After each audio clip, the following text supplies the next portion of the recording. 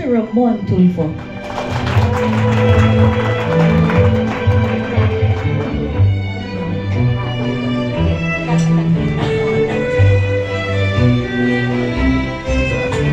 Bagay. Di ako bagay na magbigay ng advice. Kasi 3 beses akong nag-asawa. Kaya nga, wag ako tularan. Yung when I was invited to become Ninong, one of the Ninongs, I did not hesitate kasi classmate ko yung tatay ni Eman sa high school sa Manay, Davao Oriental. At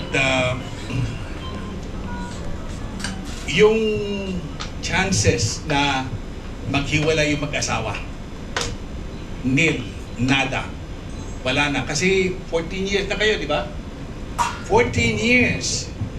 You've faced many challenges, obstacles, and other problems.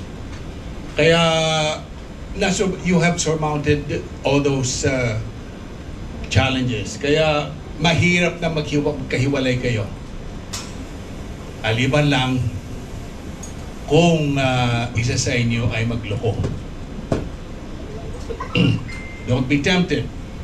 Pero mahirap din magloko sa inyo dahil palagi kayong magkasama. Di ba?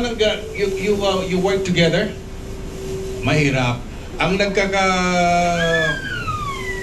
naghihiwalay mag-asawa kasi kuminsan si Mrs. ibang trabaho, ibang opisina, si Mr. sa ibang opisina, and of course yung interactions nila sa ibang babae, ibang lalaki nagkakaroon.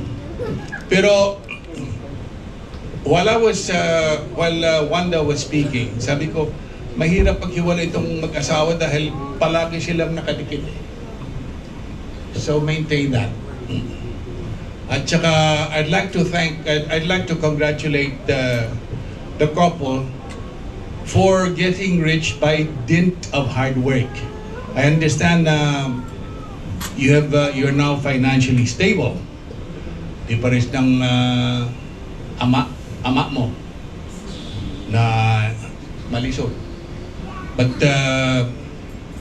ikaw, Wanda ka, Eman, you've reached financial stability.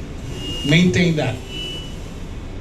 And how do you maintain that? I have, yung sabi nga ni Wanda,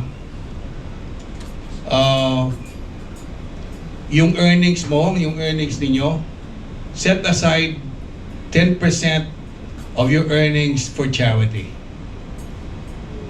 Since I started tithing is setting aside 10% of your earnings for charity, for the church, for